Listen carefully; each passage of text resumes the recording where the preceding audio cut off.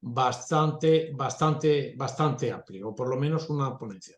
Jorge, en este sentido, hoy toca precisamente el tema de la contratación, hablar de los contratos de los poderes adjudicadores, no administración, de los PANAP y de los contratos de negocios patrimoniales. Para ello tenemos a Jorge García de Herrera, que es el jefe de la asesoría jurídica del Instituto Municipal de la Vivienda del Ayuntamiento de Málaga, profesor de la Cátedra de Derecho Público de Málaga, coordinador del grupo jurídico y un experto. Para nosotros es una especie de oráculo. Cuando tenemos una cosa así complicada, yo muchas veces, Jorge, ¿esto cómo va? ¿Sabes? Veréis, es lo dicho, nos dará una visión amplia, pero una visión, no un curso de doctorado. Pero como veréis, tiene una ponencia bastante clara y creo yo que con eso tendréis bastante. De todas las maneras, habrá más cursos, habrá más cosas. Pero bueno, la idea es dar un recordatorio general y sobre todo para los de siempre y dar una visión que se vea el bosque para los nuevos y que por lo tanto les estimule, les excite para estudiar. Pues nada, Jorge, sin más, cuando quieras, vamos, esperando oírte.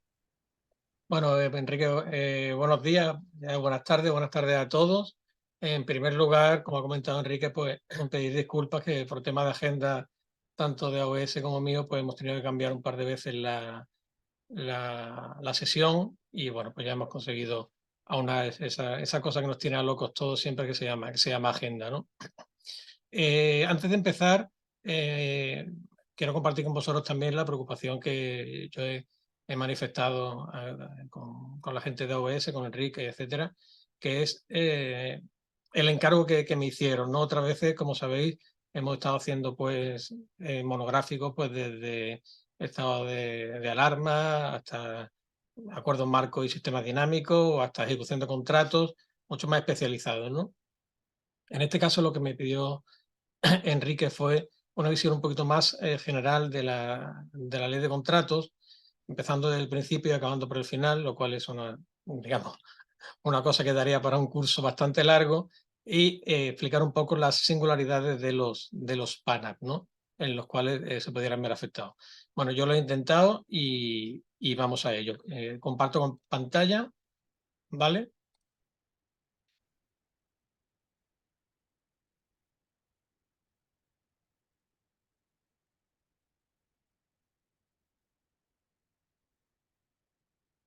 Confirmarme, por favor, que está bien, se está compartiendo. Correcto, sí.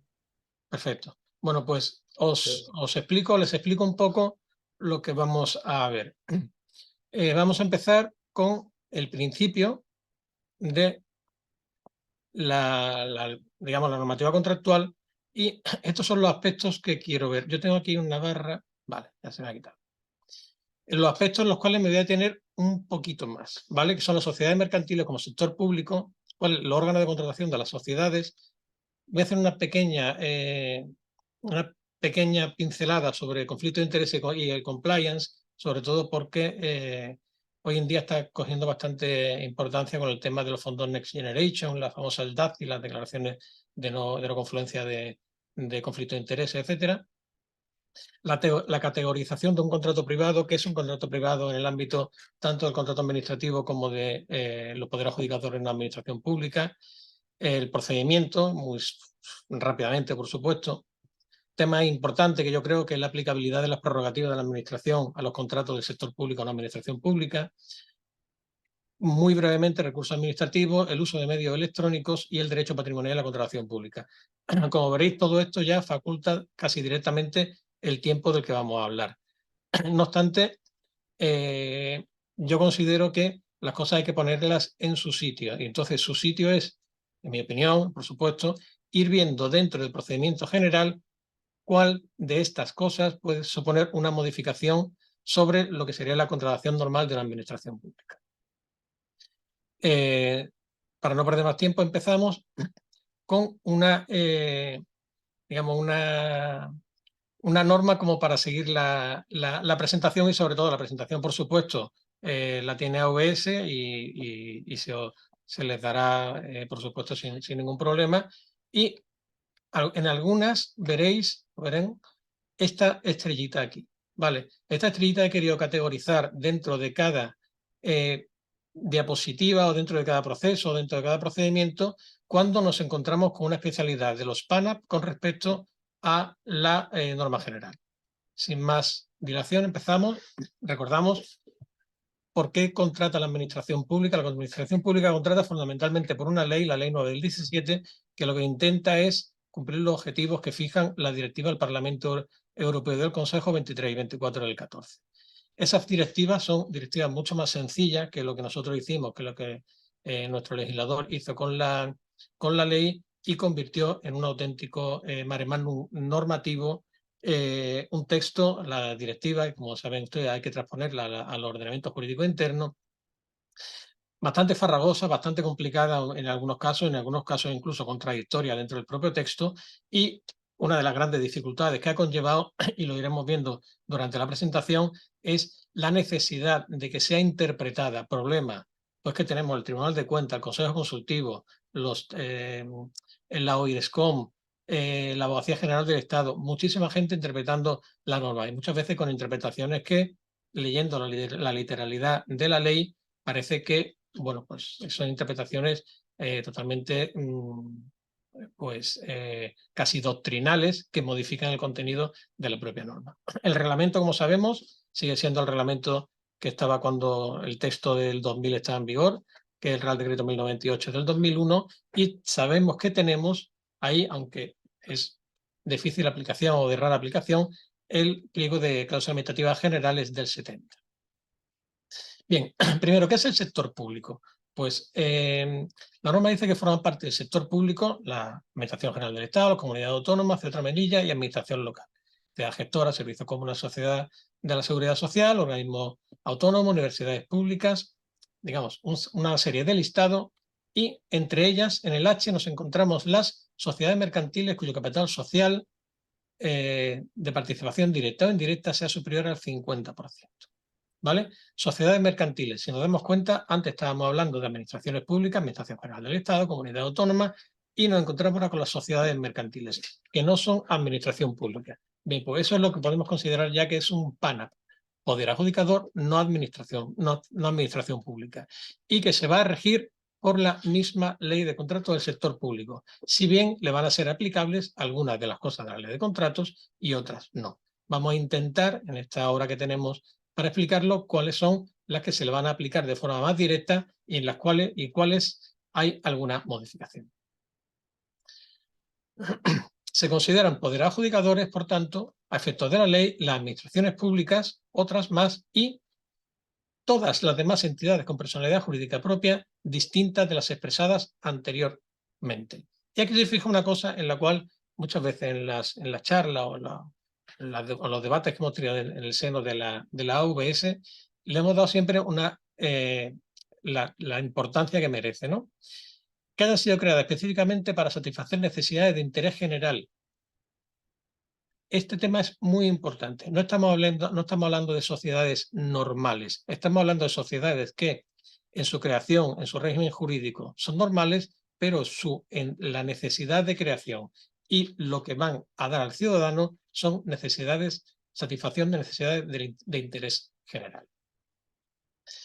Tipos de contratos. Fundamentalmente nos vamos a encontrar tres tipos de contratos, con independencia de los aspectos concesionales que no entrarían en este ámbito, ¿no?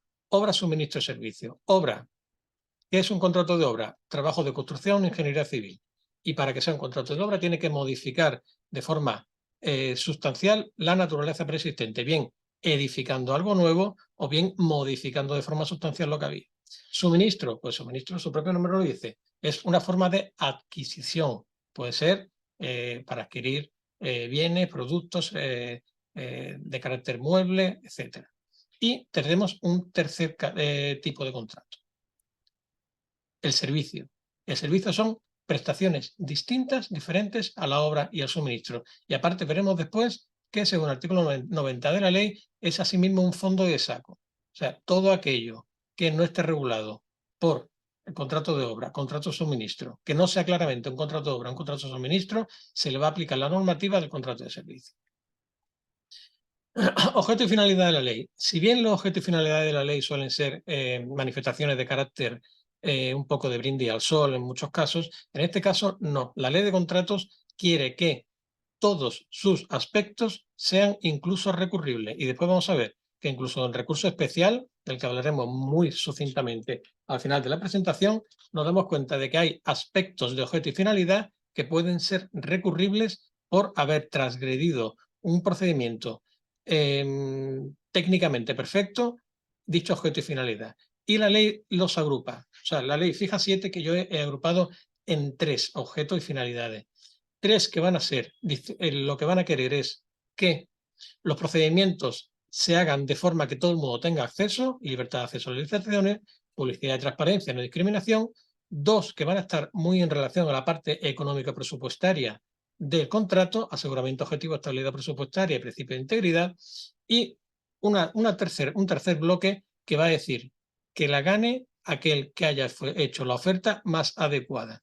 Y son la salvaguarda de la libre competencia y la selección de la oferta económicamente más ventajosa. Ni que decir tiene, en el lenguaje de la contratación administrativa, oferta económicamente más ventajosa es la que tiene la mejor relación calidad-precio, aunque el término sea totalmente distinto. Ámbito de aplicación. Solo se aplica a los contratos onerosos, las donaciones quedan fuera de la ley. Elementos del contrato. El contrato va a tener fundamentalmente en el ámbito subjetivo un elemento que se denomina órgano de contratación y otro que se denomina responsable del contrato. ¿Quién es el órgano de contratación? Pues el órgano de contratación viene definido por ley. En tal sentido, por ejemplo, en las entidades locales nos va a decir pues, que los municipios de gran población, en la Junta de Gobierno local, que no son de gran población, lo de régimen general, alcalde o pleno, en función de la entidad o del importe económico o de las anualidades del contrato. Ahora bien,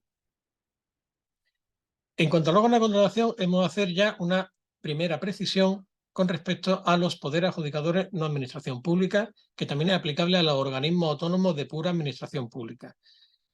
Cuando la actividad contractual recaiga en un organismo autónomo o recaiga en una entidad, una sociedad mercantil, por ejemplo, que forme parte de la administración pública, el órgano de contratación es el que determinen sus estatutos. Por tanto, cuando se crea un organismo autónomo, cuando se crea una sociedad mercantil o una entidad pública para gestionar, en este caso, por ejemplo, el ámbito de vivienda o suelo, al que se dirige fundamentalmente esta asociación, serán los estatutos los que fijen quién es el órgano de contratación.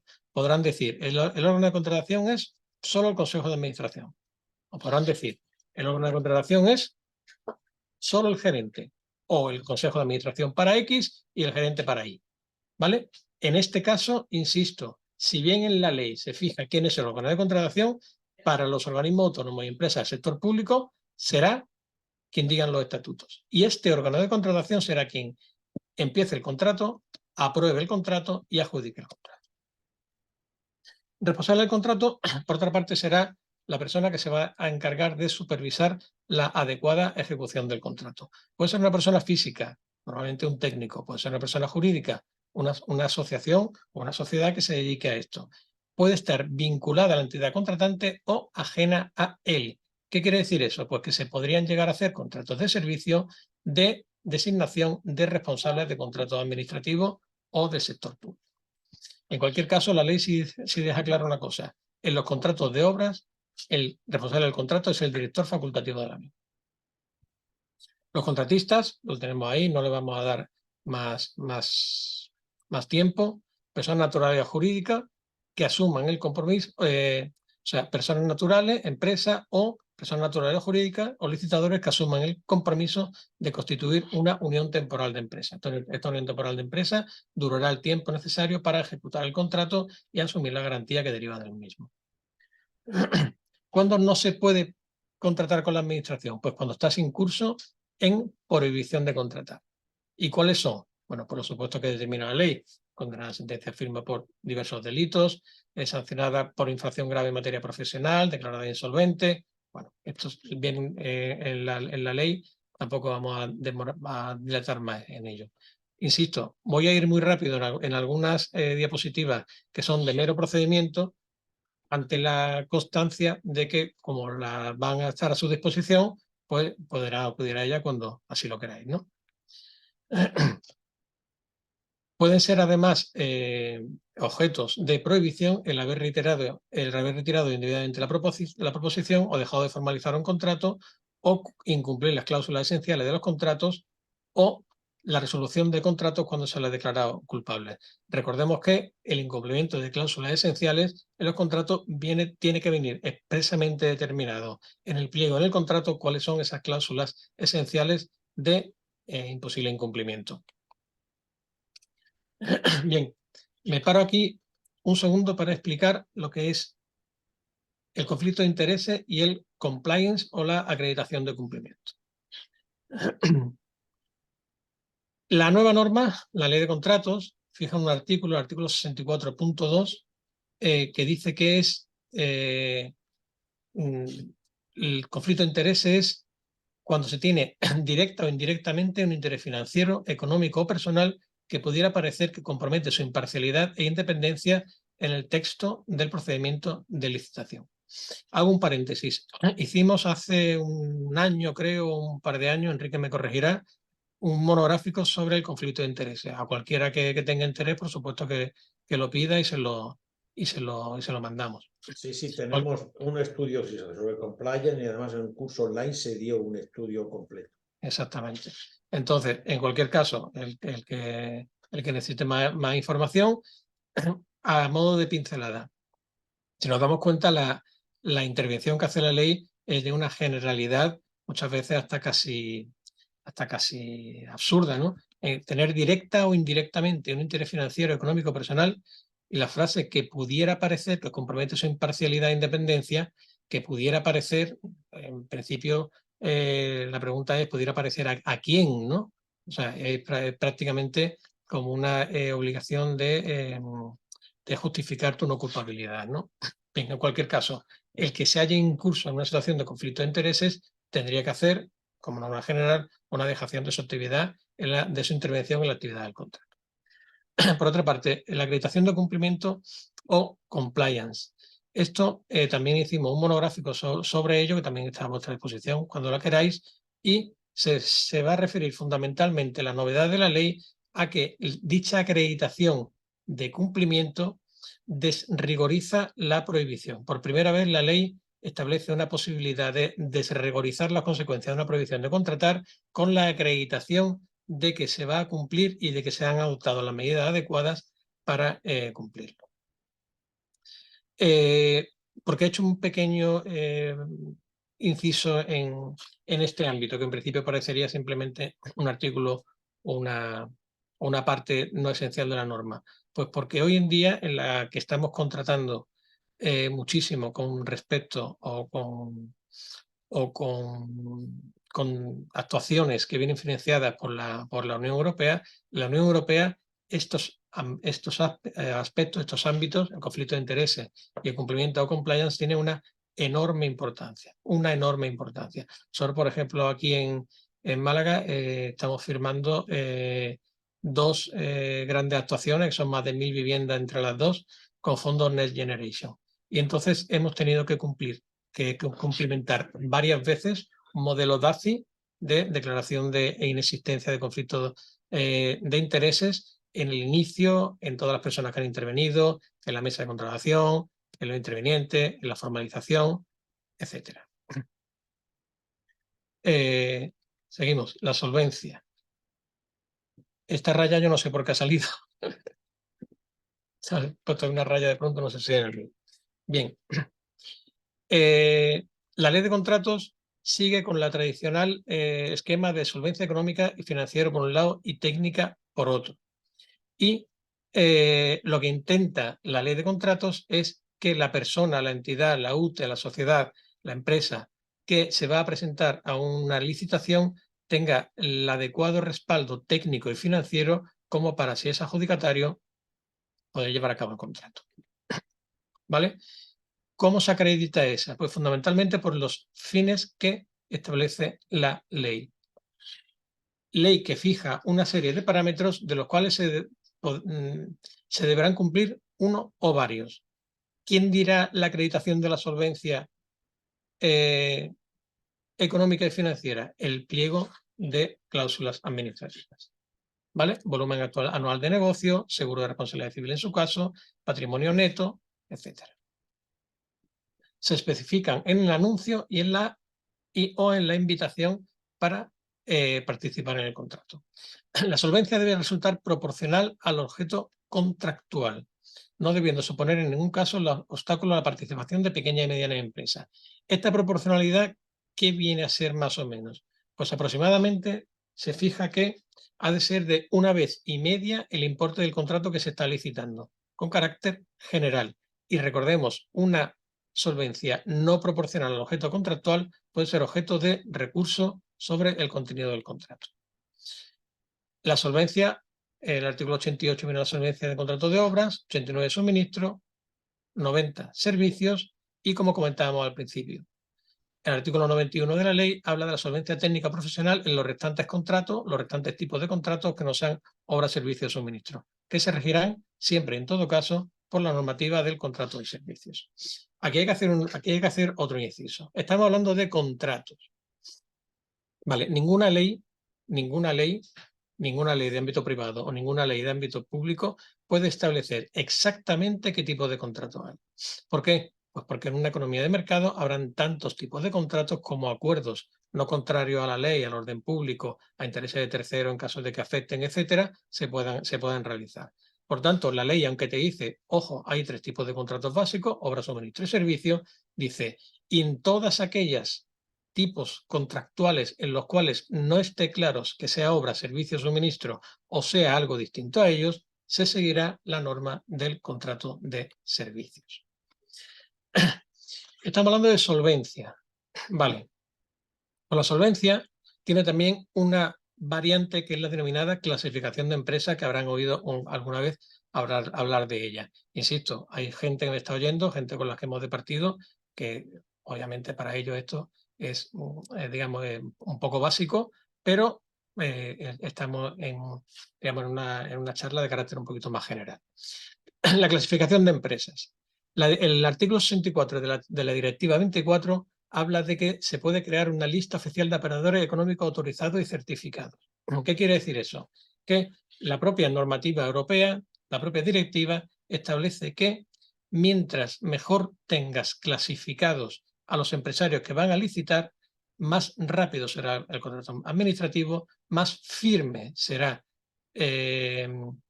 la acreditabilidad del cumplimiento que van a tener sobre el contrato y paralelamente más segura estará la administración de que ese contrato se va a cumplir adecuadamente.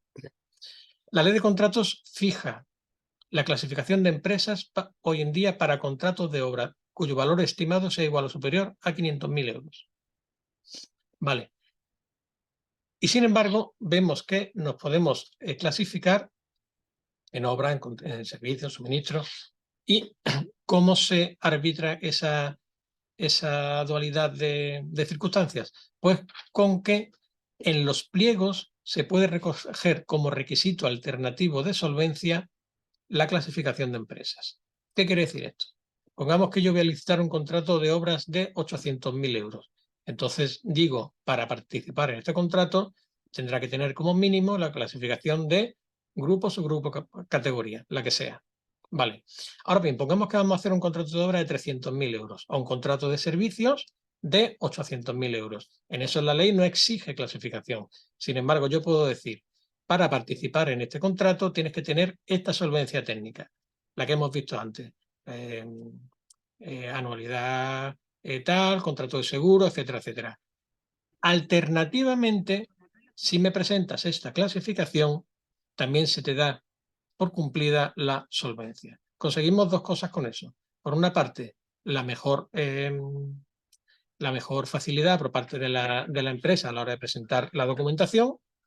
Simplemente me presenta la clasificación, yo como le he puesto requisito alternativo de solvencia, la doy por buena. Y segundo, la mayor objetividad por parte de la administración pública, puesto que sabemos que muchas veces los certificados que vienen, las acreditaciones que vienen, etcétera, pueden crear dudas acerca de la solvencia. ¿Vale? Por ejemplo, aquí en la diapositiva que hemos puesto en la presentación, pues este obrero le pregunta a su asesor si tiene que sacar la clasificación. Entonces el asesor le dice, si es un contrato de 500.000 euros de obra, le va a decir siempre que sí. Pero si no, dice que no, pero que si queréis, le va a facilitar la licitación con la administración. El objeto, como comentamos, cualquier pacto, convenio, cláusulas, condiciones, siempre en una sean contrarios al interés público, ordenamiento jurídico y principios de buena administración. Quiero decir que en un contrato administrativo todo lo que no sea contrario a estos tres ámbitos cabe. Todo. Por eso es absolutamente imposible enmarcarlo en tres tipos contractuales: obra, servicio y suministro. La ley, recogiendo la directiva europea, habla de los denominados contratos SARA y contratos no SARA. ¿Qué son una cosa y qué son otra? Pues muy sencillo. La normativa europea armoniza los importes de algunos tipos de contratos, ¿vale? Entonces, cuando el importe de ese tipo de contrato esté por encima de la armonización de la Unión Europea, serán contratos SARA y estarán sujetos a regulación armonizada. Cuando estén por debajo de esa cuantía, serán no SARA y serán no sujetos a regulación armonizada. Ambos se ejecutan por la misma ley, la Ley de Contratos del Sector Público, pero hay una diferencia básica, que es que en los contratos SARA, la Ley de Contratos del Sector Público está armonizada con la normativa del resto de la Unión Europea. Y en los contratos no SARA es la propia Ley de Contratos del Sector Público la que nos va a decir la forma de tramitarlos. El interés público en la causa. Y entramos aquí ya en un ámbito bastante importante para los poderes adjudicadores en la administración pública, que sería la condición de contrato privado. ¿Qué dice la ley? Pues la ley dice que son contratos privados los que celebren las administraciones públicas cuyo objeto sea distinto de los referidos como administrativos. Que son también contratos privados los celebrados por entidades del sector público que, siendo poder adjudicador, no reúnan la condición de administraciones públicas. Y que lo serán también los celebrados por entidades del sector público que no reúnan la condición de poder adjudicador. Y nos vamos a centrar básicamente, como eso se suele hacer doctrinalmente, en el punto 1 y en el punto 2. En el caso que nos atañe, sobre todo en el punto 2. Pero es muy importante hablar del punto 1 porque es el que ha sido objeto de mayor número de publicaciones, dictámenes, resoluciones, etc. Los celebrados por las administraciones públicas cuyo objeto sea distinto a los referidos como administrativos. ¿Estos cuáles son? Bueno, pues vienen fijados en la ley con carácter general, por ejemplo, temas de publicaciones, etcétera, o el paradigmático sobre todo, que es el contrato de seguros. Estos han fijado la normativa o la forma de tramitación de todos los contratos privados, incluyendo básicamente los que nos afectan más a las entidades del sector público que no son poder adjudicador, que son la forma de tramitar contratos de los PANAP.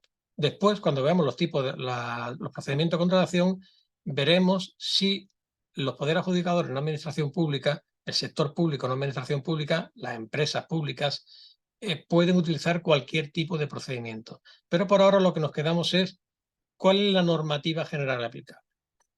Entonces, la normativa general aplicable se basa en un principio que se denomina el principio de los actos separables. ¿Y qué significa el principio de los actos separables? Pues el principio de los actos separables dice que en estos contratos la preparación y la adjudicación se va a llevar a cabo por las normas que fija la Ley de Contratos del Sector Público. La preparación de los contratos y la adjudicación del contrato. Y una vez que yo he adjudicado el contrato, empiezan lo que se llaman los efectos del contrato. Efecto del contrato es una palabra técnica que se ha pedido muchas veces que se modifique. Lo que pasa es que en nuestro acervo intelectual, de los que llevamos mucho tiempo con tema de contratación pública, sabemos perfectamente lo que es. Realmente estaríamos hablando de la ejecución del contrato. Yo he licitado un contrato de obras a partir de que se empieza a hacer la obra. Yo he licitado un contrato de suministro a partir de que me traen el suministro. Yo he licitado un contrato de servicio a partir de que me lo empiezan a prestar.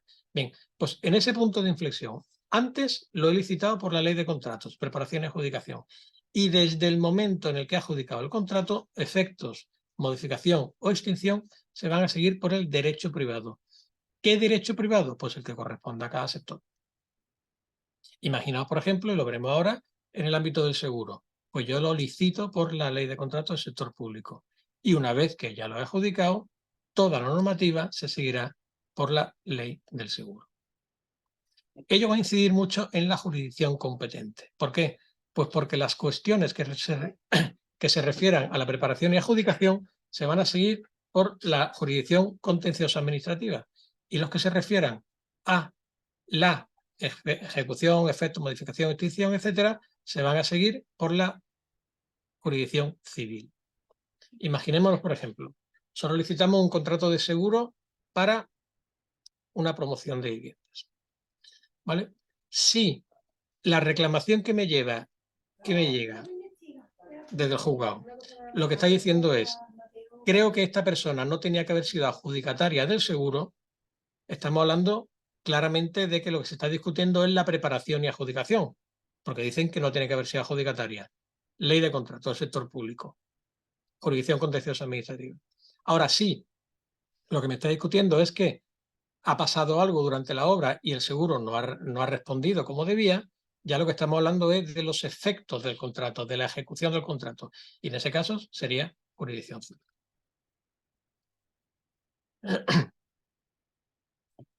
El contrato privado en los órganos consultivos ha ido sufriendo una modificación gradual hasta lo que nos encontramos hoy en día. Yo he dividido las resoluciones, que ahí dejo algunas básicas, entre antes y ahora, ¿vale? Antes, ¿qué decía? Pues el Consejo de Estado o la Junta Consultiva de Contratación Administrativa en el año 2003, 2006, son resoluciones de más o menos esa fecha, respetaba la ejecución privada, diciendo que, por ejemplo, en el contrato de seguros se habilitaba las prórrogas anuales y tácitas de su duración. Sabemos que en el derecho administrativo, la contratación administrativa, no caben las prórrogas tácitas, y en la ley anterior las prórrogas no podían ser superiores a la duración del contrato.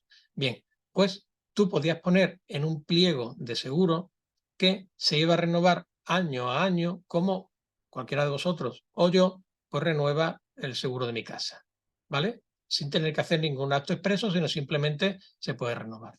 ¿Qué sucedió después?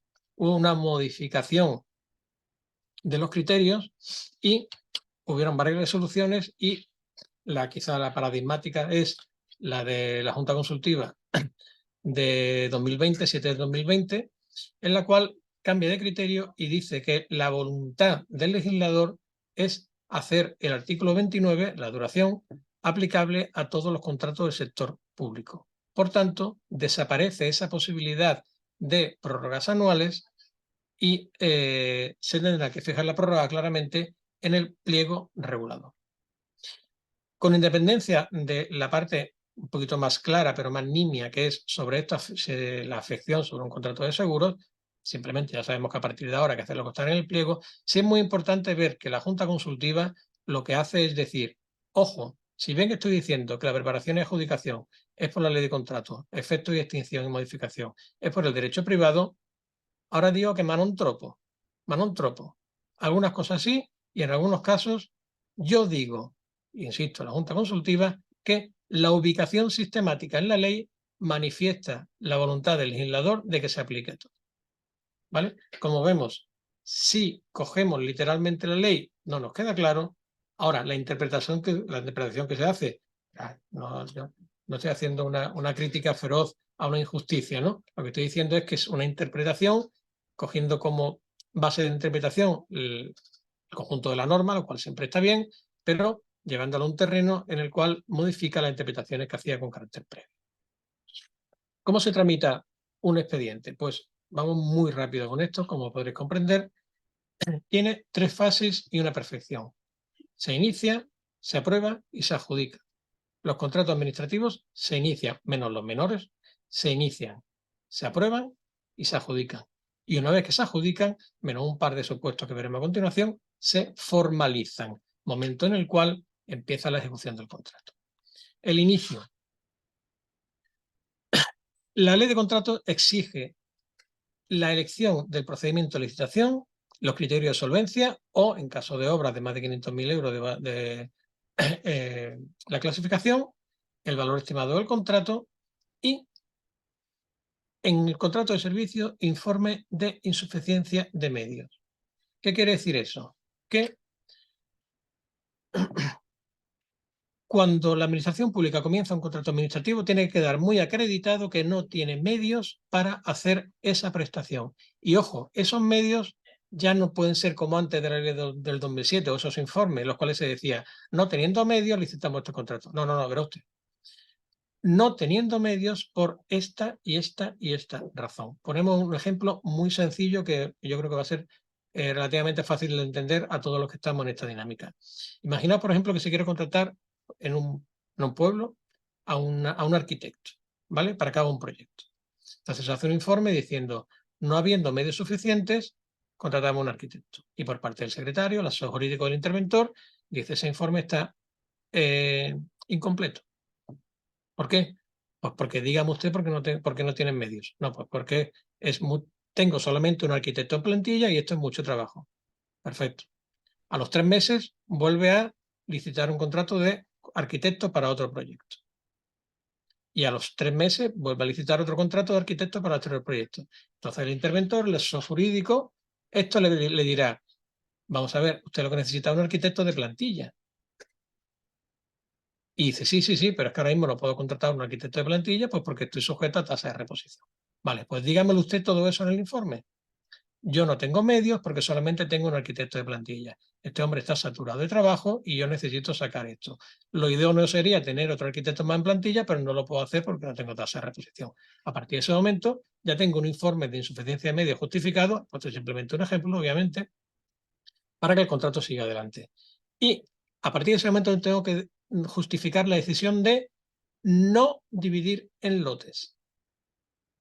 ¿Vale? No es la decisión de dividir en lotes, sino de no dividir en lotes. Entonces yo tengo que decir que el contrato con carácter general se va a dividir en lotes. Voy a hacer 5 obras de 5 edificios, pues un lote cada edificio.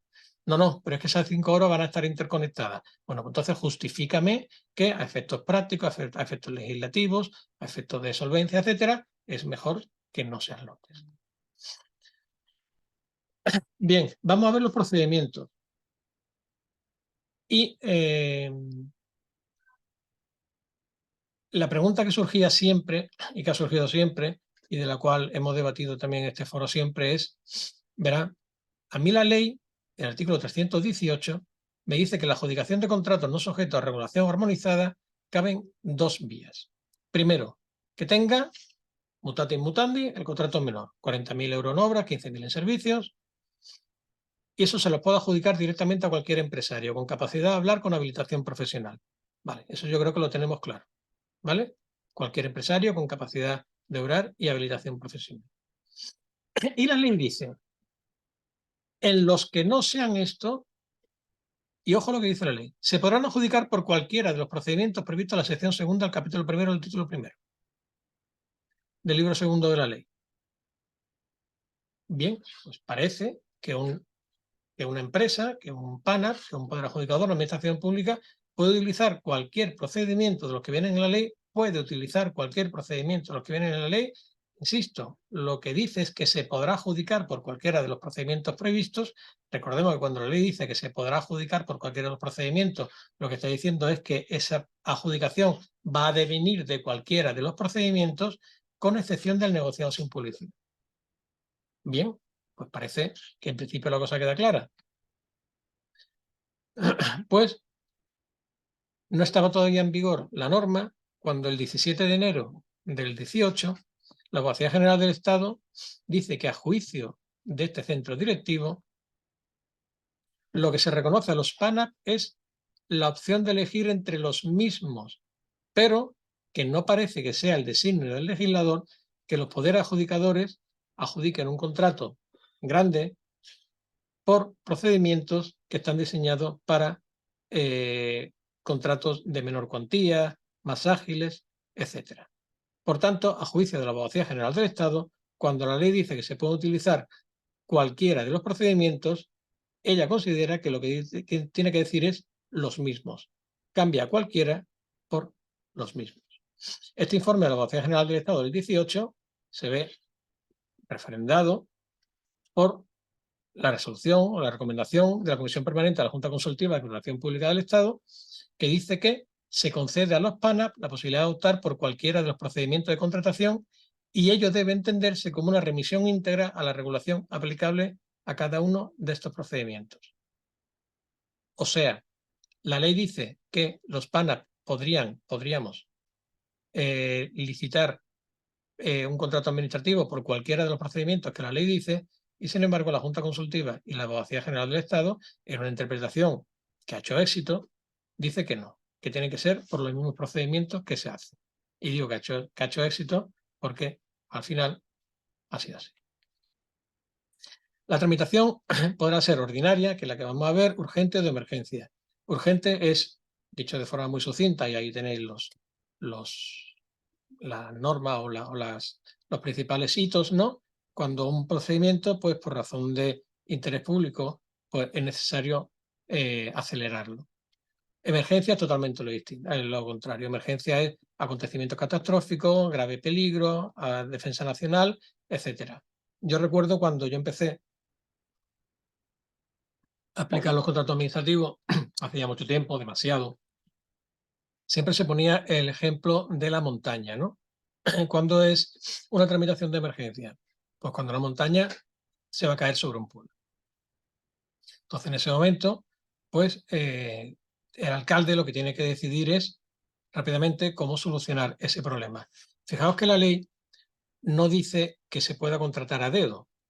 La ley lo que dice es que no es necesario tramitar expediente de contratación y que se puede contratar libremente su objeto. ¿Qué significa eso? Pues que ese alcalde podría decidir entre hacer un contrato de emergencia de despoblar el pueblo, hacer un contrato de emergencia de poner una valla de contención, hacer un contrato de emergencia de demoler esa montaña que se iba a caer.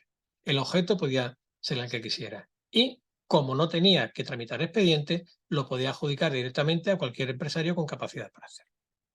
Bien, digo que esto era lo que decíamos hasta el año 2019.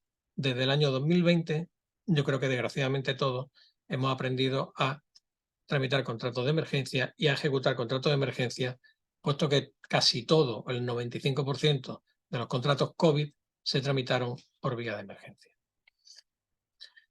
Hemos visto que se inicia. Bien, ahora después, siguiente paso, aprobación del expediente. Se empieza el expediente de contratación y se aprueba. Y la aprobación del expediente implica el inicio de la adjudicación. Se tramita todo, como saben, en la PLACE, la plataforma de contratación del sector público, que va a tener su refrendo en el denominado perfil del contratante de cada administración. Hoy en día, la contratación pública es meramente electrónica. Realmente, hoy en día, se puede contratar un contrato administrativo sin necesidad de usar un solo papel. Y es la dinámica general a la que se va tendiendo y la dinámica general que estamos ejecutando. La contratación, según la ley, solamente queda efectuada en 3 supuestos: seguridad excepcional en las concesiones, razones de confidencialidad y las circunstancias técnicas de la adicional 15ª. Esas circunstancias técnicas pueden ser tanto por por el sujeto al que va dirigido el contrato, como por otras cosas que son realmente obviedades. Por ejemplo, cuando se tenga que hacer una licitación de un proyecto de arquitectura y se exija una maqueta, por ejemplo. Bien. Una vez presentadas las licitaciones, se hace la mesa de contratación, que es la que va a clasificar y proponer adjudicatar. En este ámbito me voy a centrar muy rápidamente en las 2 posibilidades que hay. En la que sean solamente 2 sobres, por lo cual uno va a ser siempre la declaración responsable, conforme al formato europeo, y el segundo sobre lo que va a haber es lo que siempre hemos llamado la proposición económica, que hoy en día se habla de la mera aplicación, o sea, la oferta objetiva por la mera aplicación de fórmulas establecidas en los pliegos, ¿vale? La segunda, que es la normal, serían 3 sobres. Cuando hablamos de sobre, hoy en día hablamos de archivos electrónicos PDF, obviamente.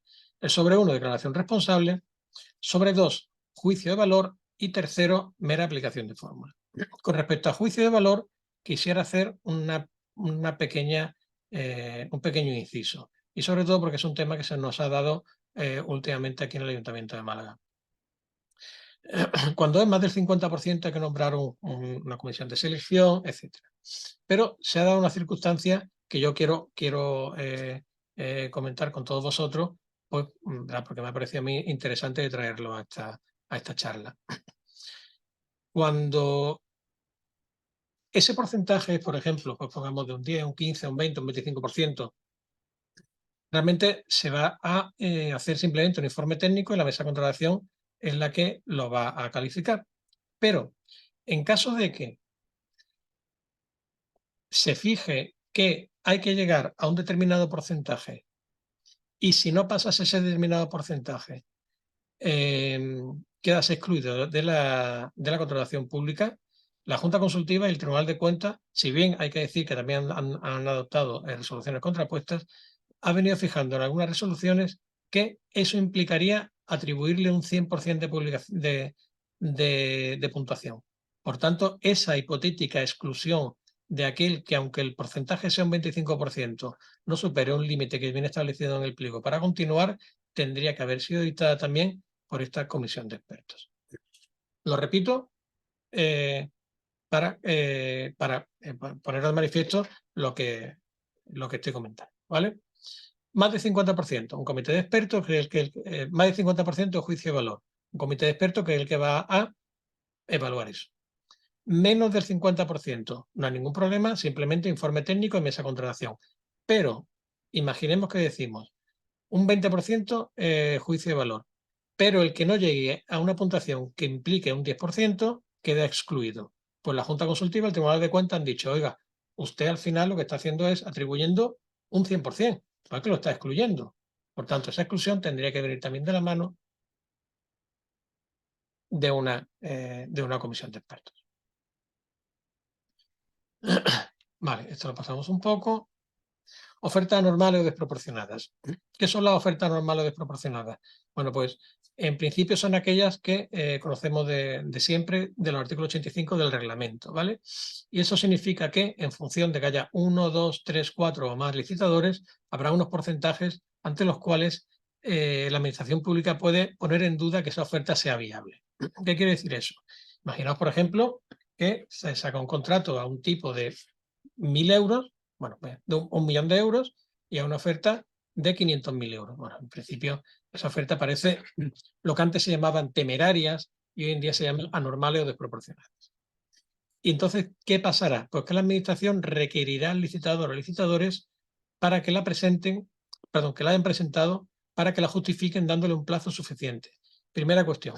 Es bastante interesante, y en este caso yo lo alabo, el antiformalismo de la ley. ¿Qué quiere decir eso? Que obviamente no se va a tardar lo mismo en justificar, no lo sé, un contrato de suministro de papelería con una obra de construcción de 1.000 viviendas, ¿no? Vale, entonces, lo que la administración considere que sea necesario para que lo pueda justificar de forma adecuada, le dará ese plazo.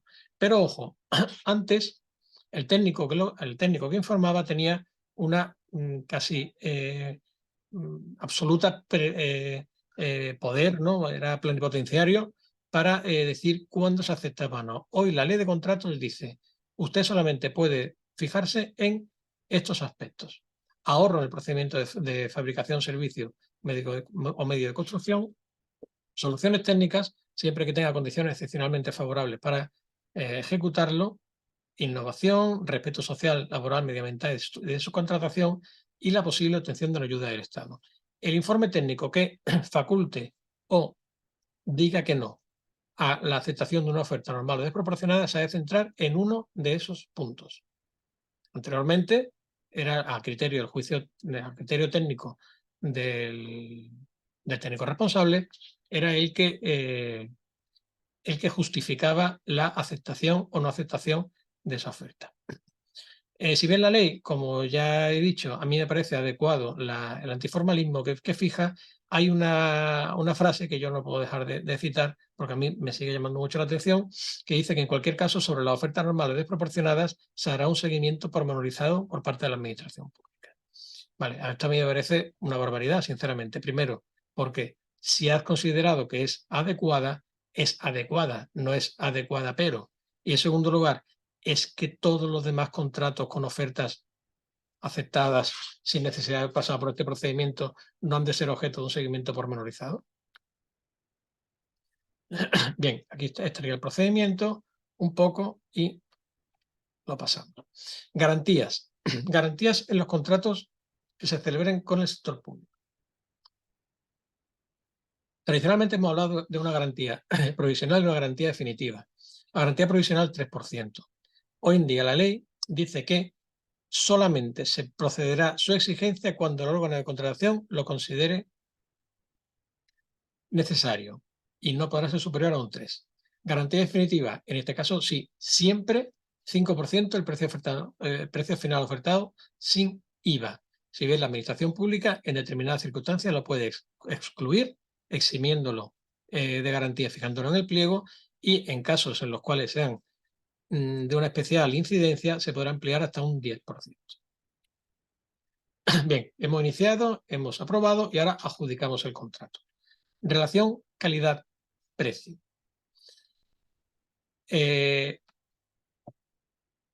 La ley fija que el tradicional concepto de precio ya no es adecuado para los contratos administrativos, puesto que la ley de contratos, siguiendo lo que fija la Directiva 23 y 24, intenta hacer de la contratación pública un modo de intervenir en la sociedad. Y por tanto va a tener aspectos como el enfoque de género, la subcontratación, las cláusulas sociales, las cláusulas medioambientales, etcétera, en las cuales va a querer que esté muy presente en la adjudicación de ese contrato. Contrato que vamos a adjudicar por uno de los siguientes procedimientos con carácter básico, ¿vale? Procedimiento abierto o restringido, que serían los procedimientos básicos de la ley. Otros procedimientos como licitación con negociación, negociado sin publicidad, asociación para la innovación, concurso de proyectos y después los famosos y tan usados contratos menores. Tendremos también la racionalización técnica de la contratación con las dos vías, los acuerdos marcos y los sistemas dinámicos. Bien, de ellos podemos decir que, como hemos dicho, abierto y restringido serían los procedimientos básicos de la contratación pública. Los demás son mucho menos usados. El contrato menor tiene una caracterización específica y la racionalización técnica de la contratación sería también un bloque aparte. Procedimiento abierto. Bueno, como comprenderéis también, vamos a pasar por procedimientos muy de puntilla por cuestión de tiempo. El procedimiento abierto, la clave es que todo empresario puede presentar una proposición siempre que cumpla los requisitos que fijan en el pliego y que quede excluida toda la negociación del contrato. Tiene varios procedimientos, el SARA, el abierto no SARA, simplificado y el simplificado abreviado o que antes llamábamos súper simplificado. La característica fundamental, el SARA es a partir de un volumen económico, el no SARA es por debajo de ese volumen económico, el abierto simplificado será de obra de 2 millones y su nicho de servicio hasta 140.000. Y aquí si me quiero detener un poco, pues quedan excluidos también aquellos cuyos criterios de juicio de valor superen el 25% o 45% en cuestiones de carácter intelectual como arquitectura o ingeniería. El simplificado abreviado es un procedimiento muy sencillo. Hay gente que dice que es el que lava la mala conciencia de haber quitado el procedimiento negociado sin publicidad por razón de la cuantía en la ley del 17 y hace un procedimiento que, como vemos, es absolutamente ágil en los supuestos de contratos de obra de hasta 80.000 euros o servicios de suministro de hasta 60.000. Procedimiento restringido es una respuesta a una convocatoria de licitación. Insisto, tendréis todas las diapositivas. Vamos a ir muy rápido en esto también.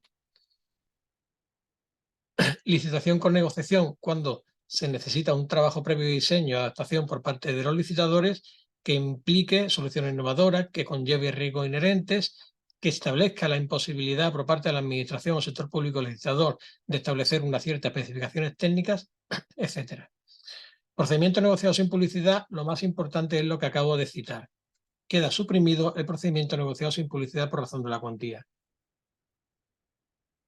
Es aquel que habilitaba por debajo de determinados umbrales, quiero recordar, porque ya hace varios años, me parece que eran 12.000 euros o 30.000 euros en caso de obra, en caso de servicio, que se diera a un contratista que tuviera esa capacidad. Y hoy en día se sustituye por una serie de requisitos. Diálogo competitivo, con lo que se denomina una mesa especial de diálogo competitivo, asociación para la innovación, para desarrollo de productos innovadores y la compra del producto desarrollado, y concurso de proyectos, que tiene la característica fundamental del nombramiento de un jurado.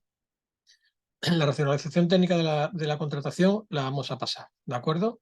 Estaríamos hablando de dos vías, los acuerdos marcos y los sistemas dinámicos. Como he comentado al principio, el año pasado hicimos, el año pasado o el anterior hicimos un curso sobre esto, y de otra forma están aquí las diapositivas básicas, y si queréis nos vamos solamente al final, que compara, la que hemos querido comparar, acuerdo marco y sistema dinámico. Acuerdo marco es una gestión estática de proveedores, y el sistema dinámico es una gestión dinámica. ¿Qué quiere decir eso? Que en el acuerdo marco, durante el tiempo que dura, 4 años por ejemplo, no se puede incluir ningún nuevo proveedor, y sin embargo en el sistema dinámico de adquisición sí. En el acuerdo marco el pliego fija la forma de adjudicación, y en el sistema dinámico hay que licitar cada contrato derivado. ¿Vale? Bueno, aquí tengo mi opinión sobre una cosa sobre otra. Contratos menores. Los contratos menores sí los vamos a hablar un poquito, puesto que se usa mucho y lo usamos mucho. También hemos hecho monográficos sobre contratos menores. Básicamente son contratos que van a estar caracterizados por la cuantía. La cuantía, que será un máximo de 40.000 euros en obra y un máximo de 15.000 euros en servicio o suministro. ¿Qué exige la ley para que se pueda licitar un contrato menor? Pues la motivación de la necesidad e informe de que no se está alterando el objeto del contrato, la aprobación del gasto, la incorporación de la factura, y en el contrato de obra el presupuesto. ¿Qué significa motivación de necesidad e informe de que no se está alterando el objeto del contrato? Pues que lo que no se puede usar es el contrato menor para fraccionar un contrato mayor y hacerlo de forma que sea más sencillo de licitar. Imaginaos, por ejemplo, que queremos hacer un contrato de obra de 115.000 euros. Y eso pues ya nos va a implicar que se sale del procedimiento abierto, simplificado, abreviado. Nos tenemos que ir ya a un procedimiento abreviado. En cualquier caso estamos hablando de meses, y entonces el que lo propone de forma malévola dice, bueno, con un contrato de 115.000 euros podemos hacer tres contratos menores de 30 y pico. Bueno, pues eso sería ilegal, porque lo que se está haciendo es fraccionar un contrato para alterar el objeto del contrato y modificar el procedimiento de licitación. Hemos iniciado, hemos aprobado, hemos adjudicado, y ahora lo estamos ejecutando. Y en la ejecución me quiero parar un poco en las denominadas prerrogativas de la administración, y en las cuales vamos a ver qué dice la doctrina sobre si esas prerrogativas de la administración las pueden usar o no los PANA, los poderes adjudicadores en la administración pública. Bien, partiendo de la base. ¿Qué son las prerrogativas de la administración y por qué existen? Bien, pues las prerrogativas de la administración son y existen porque la ley, el legislador, ha querido dar una preponderancia a la administración pública sobre el privado. Si ustedes, si vosotros, si yo me compro una casa, yo hago un acuerdo con otra persona, y el interés público no tiene ninguna incidencia en ese acuerdo. Ninguna incidencia más que, obviamente, pues la necesidad de respetar la legalidad, el pago de impuestos, escrituras, etc. Bien.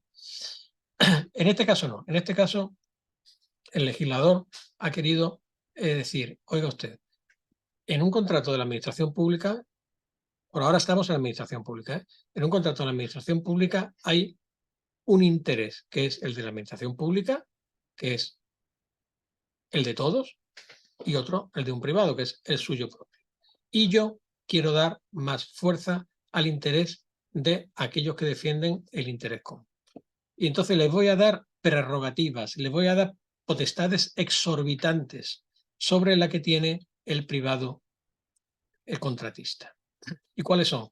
Interpretación, resolución de dudas, modificación de contrato, declaración de responsabilidad imputable del contratista por la ejecución, suspensión, resolución y determinar los efectos de la resolución. Vale. Obviamente, todo esto, que es lo que en derecho administrativo tradicional se llamaba el factum principis, está también relacionado con otro término que es el término de equilibrio financiero. ¿Qué quiere decir eso? Que si yo tengo que interpretar un contrato a favor de la administración, obviamente tengo que hacer una compensación económica a favor del contratista que se ha visto perjudicado por esa interpretación de la administración. Y así en todo, ¿no? Bien. Pues hasta ahora, como hemos visto, hemos hablado de administración pública, pero en poderes adjudicadores que no son administración pública, ¿cabe la posibilidad de usar esas prerrogativas? Recordamos lo que hemos dicho al principio. Estos poderes adjudicadores no son empresas normales. Estos poderes adjudicadores no son empresas mercantiles, como puede ser, primera vez se me ocurre, ¿no? El Corte Inglés. No. Estos entes que están incluidos en la Ley de Contratos del Sector Público, están creados para satisfacer el interés común, para satisfacer necesidades sociales, muchísimas veces, en muchísimos casos, para que por parte de la administración que los crea se puedan llevar a cabo las competencias que la ley le exige que dé, ¿no? Bien. El tema no es un tema pacífico. Y si os dais cuenta aquí, os dejo citados resoluciones en uno u otro sentido y, si nos damos cuenta, coincidiendo en las fechas. Hay un informe de la Abogacía General del Estado del 2005 y una instrucción del 2008 en el cual dice que no se pueden introducir prerrogativas en sus contratos. La Junta Consultiva de Contratación de la Junta de Andalucía, en el 2010, lo mismo. Consejo Consultivo de las Islas Baleares, en el año 22, lo mismo. Pero hay una segunda postura que dice que los PANAP sí pueden introducir esta prerrogativa en sus contratos. La Junta de Contratación de Cataluña en el 2009, la de Islas Baleares en el 2014 o el Tribunal Administrativo de Recursos Contractuales, Central de Recursos Contractuales en el 2015.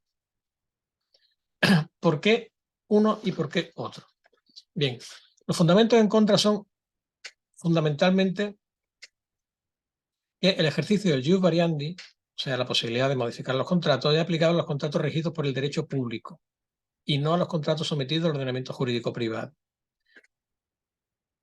Junto con eso, que la naturaleza jurídica del contrato impide la posibilidad de introducirle prerrogativas. Y la ley del contrato fija salvedades en la libertad de pacto, no pueden ser contrarios al interés público, al ordenamiento jurídico y a los principios de buena administración. Y según esta argumentación, el ordenamiento jurídico lo impide.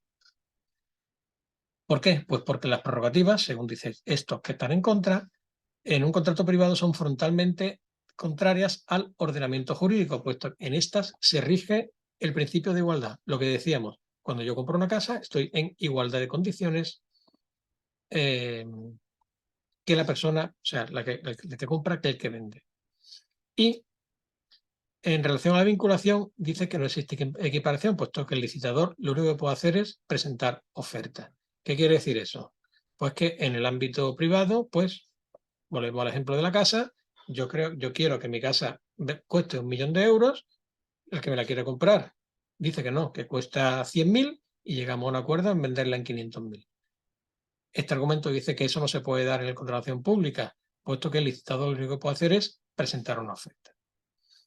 Fundamentos en contra, fundamentos a favor. Los fundamentos a favor, los mismos en relación a que se está incumpliendo la ley. Los que están a favor dicen, no, perdona, es que en la ley, el artículo 34, fija el principio de libertad de pacto y esto ya lo uno yo, según se fijan algunas resoluciones, con el artículo 1255 del Código Civil. que los PANAP son el resultado de una descentralización funcional.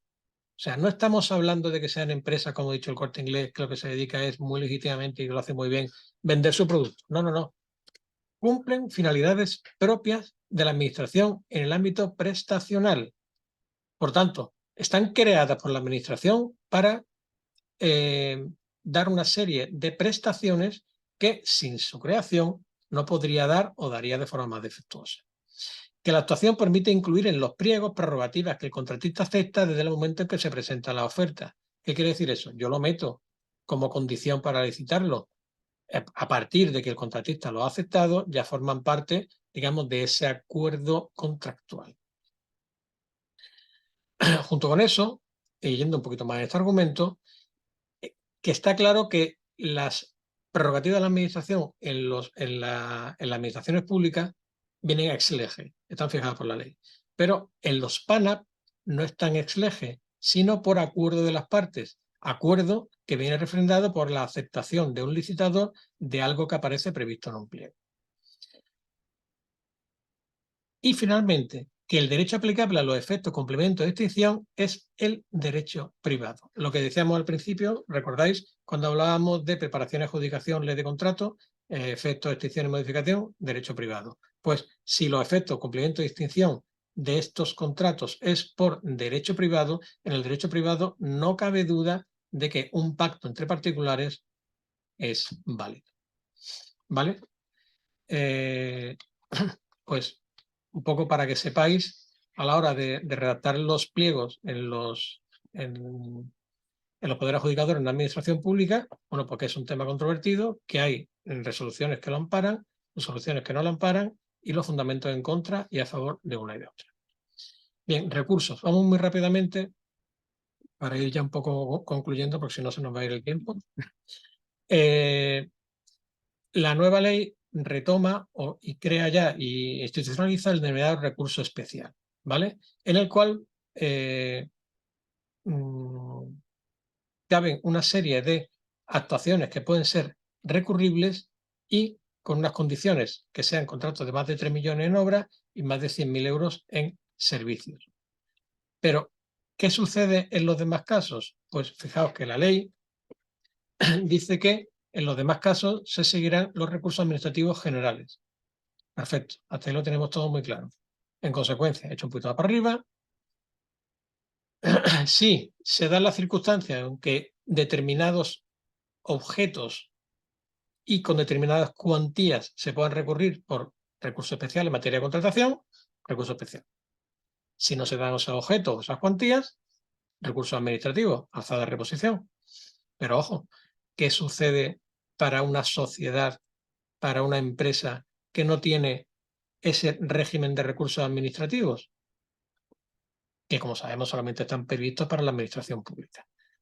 Bien, pues el artículo 46, punto 44.6, párrafo segundo de la ley, dice que en caso de actuaciones realizadas por los PANAP, se impugnarán en vía administrativa de acuerdo con lo que fija la ley 39 de 2015, ante el titular del departamento u órgano, organismo, ente, etcétera, que al que esté escrita la entidad contratante o al que corresponda su tutela. Es el denominado recurso de alzada impropio. ¿Qué quiere decir eso? Pues que las resoluciones de los poderes adjudicadores en la administración pública que sean recurribles en este ámbito de recursos, valga la redundancia por duplicado, podrán ser recurridas por recurso de alzada impropio ante el órgano de tutela y el organismo tutelante puede tener una facultad revisora de la entidad tutelada. ¿Por qué se le llama recurso de alzada impropio? Pues por la propia naturaleza extraadministrativa de la empresa a la que se presenta dicho recurso. Concluimos ya con los aspectos comunes a todos. Plazo y prórrogas, tenemos ahí. Contratos privados en órganos consultivos sería un poquito ver lo que hemos visto antes, ¿vale? Complementarios y modificados, el contrato complementario desaparece con la nueva ley de contrato desaparece el contrato complementario negociado sin publicidad. ¿Qué era y por qué ha desaparecido? Pues era que, por poner un ejemplo, imaginaos que tenéis un contrato de limpieza de las instalaciones, de vuestras instalaciones, que son 5 despachos. Y al cabo del tiempo, el archivo lo hacéis despacho. Y ya pasan a ser 6 despachos. Pues antes, a la empresa que tenía esos 5 despachos, se le podía hacer un complementario de ese 6º despacho, sin necesidad de licitarlo. Eso es lo que era. ¿Por qué ha desaparecido? Sinceramente no lo sé, porque era un instrumento, en mi opinión, bastante adecuado. Los modificados van a poder ser modificados previstos o no previstos. Los previstos tienen que estar formulados inequívocamente en el pliego, y con un límite máximo del 20%. Los no previstos serían hasta el 50% de modificación, siempre que sea necesario añadir obra, servicio o suministro o circunstancias sobrevenidas e imprevisibles. Cláusulas sociales. La ley exige la incorporación de manera transversal y preceptiva.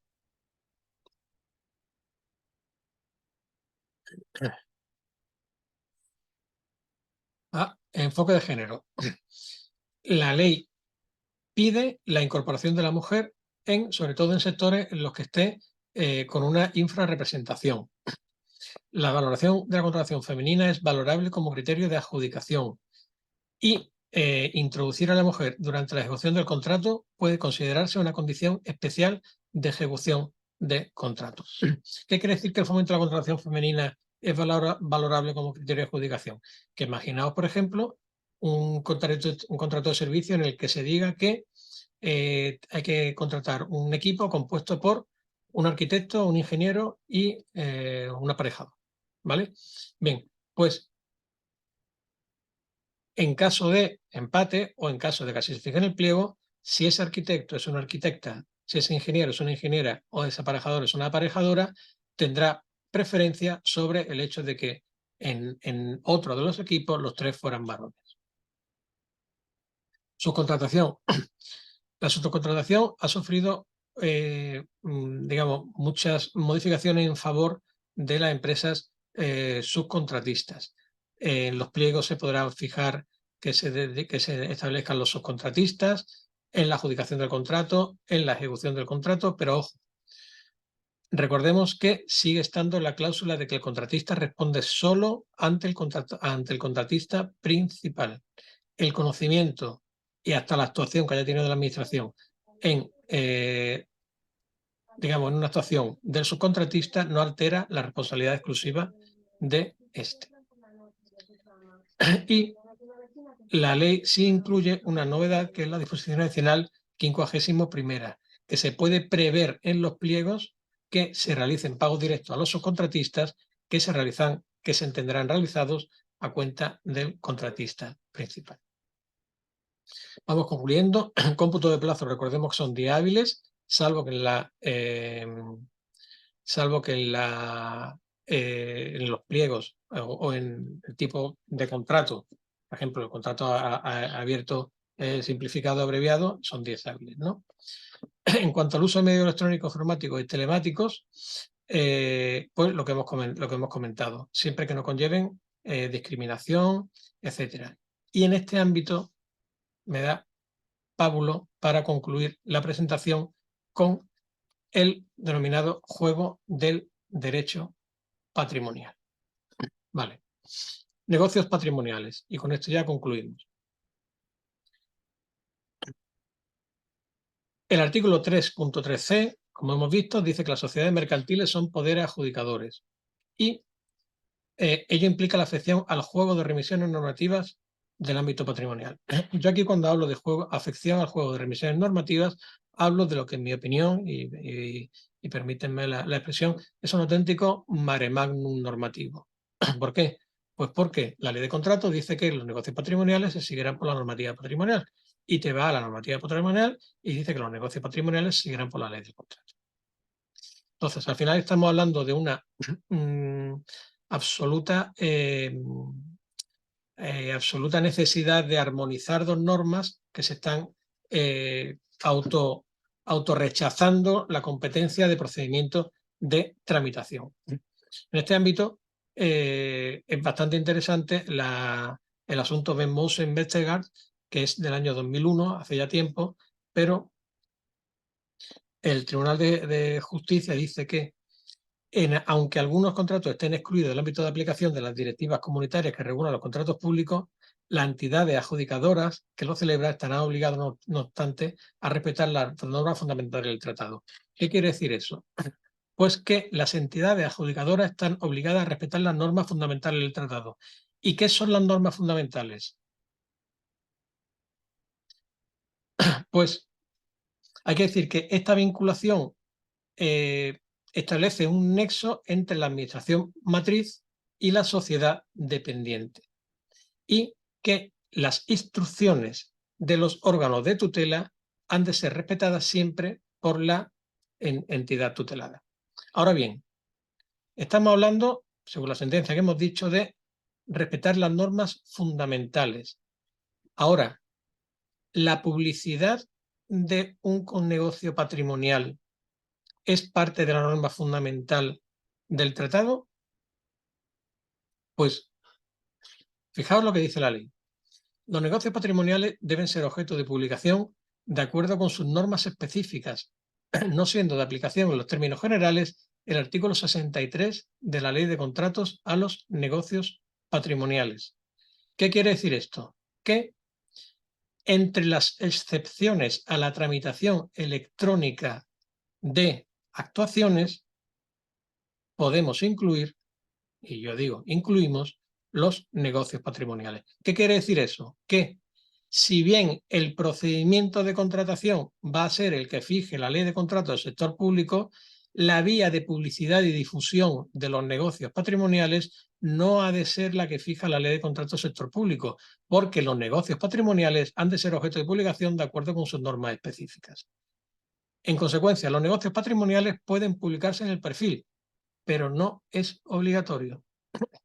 Para que os hagáis una idea, nosotros, negocios patrimoniales, algún negocio patrimonial de casi 80 millones de euros, lo hemos licitado, para que me entendáis todos, a la antigua. Lo hemos con sobres, con mesa de contratación presencial, con papel, etcétera, porque la ley no exigiría esa tramitación electrónica. Dicho lo cual, en algunos aspectos sí hay que respetarlo, que es cuando la normativa que regula el negocio patrimonial específico así lo fije. Por ejemplo, los fondos Next Generation, en los cuales la publicación del contrato patrimonial tiene que hacerse en el perfil del contratante. Bien, pues entonces yo publico el negocio patrimonial en el perfil del contratante, pero la tramitación procedimental la hago, repito, y para que me entendáis todos, a la antigua, en papel. Y hay bastantes resoluciones que respaldan este modo de hacer.